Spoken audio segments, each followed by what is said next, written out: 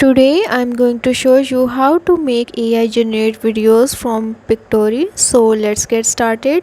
For this, what you have to do is open your Chrome browser and then search for the pictory.ai. Here you have to scroll down and go to this option.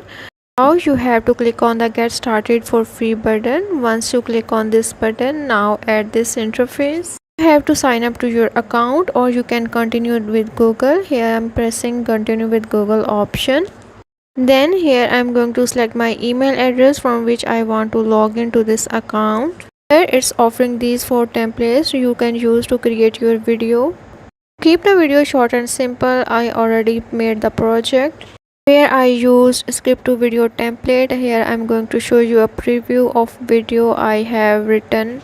Now as you can see, it made me a beautiful story using my script. Even you can change elements of your story just like Canva. It's pretty simple and easy. Its interface is just like Canva. If you are familiar with Canva, then it will be easy for you to work within it. You can also download your video in any format you want.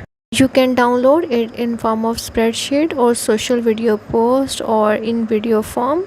So that's how you can generate AI videos using Pictory.